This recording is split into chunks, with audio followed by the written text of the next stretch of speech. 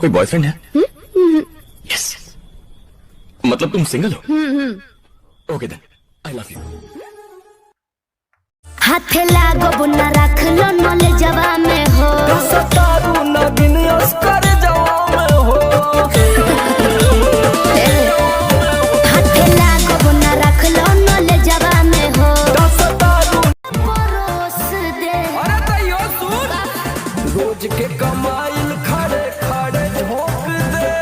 अच्छा होई सगरी नमरिया कमरिया में खोस दे, सगरी नमरिया कमरिया में आसलास चैते के दिल भल रनिया, खुटिए न सुतिए के फरल ओढ़निया। हार काहे हो?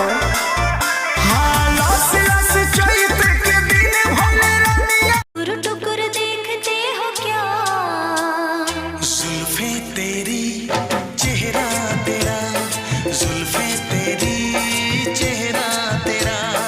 ऐसा भी मुझ में है क्या। अपना भी नसीबा क्या खूब मिला है, सपनों से भी सुंदर। ये बात सही है, तुमसा कोई प्यारा कोई मासूम नहीं है, तुम जान हो मेरी तुझे मालूम नहीं है।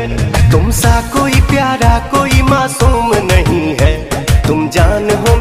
अरे हमारा से काहे बाड़ू तू फुलावले, हम कहा कुछ कहनी जे बाड़ू सतावले। आप तो घरे चल धनिया पलनिया घोड़ा वाला भाई देबो।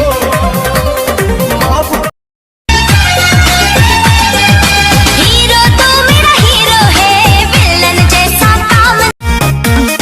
कवना हर कवना साबुन से नहालू, करे का जिला यारा चालू, करे का जिला यारा चालू। कबो बोली या हो ना दो के भैया, आहो ना दो के, या हो ना दो के भैया। तदे मसरूफ है दिल कितना इंतजार में। चढ़ो लड़का है सिट जवा पे थान के, आधा जो हिरान के है आधा बबुआन के। तो जाए दी। अरे उसके जन बोला कवन बात के, जो में छुला के बेछुआ हो जाई। अरे तो सुन, कहा बोला? अरे आज पूरा के जाइब अपन मन की धान भले धुआं हो जाई। सोचिए, टोला मोहल्ला चाहे गांव पूरा जलेगा, टोला मोहल्ला चाहे गांव पूरा जलेगा। बचपन का प्यार मेरा बचपन तक चलेगा।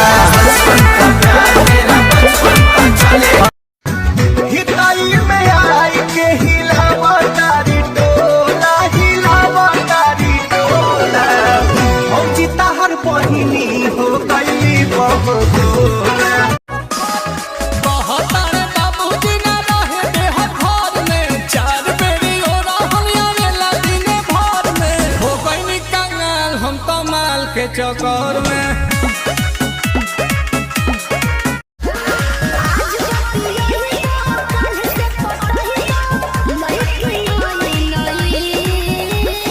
जान तो हर मम्मी कसम, से जिया पखलिया के आई ठेलू, प्यार से न गोदिया में बैठेलू।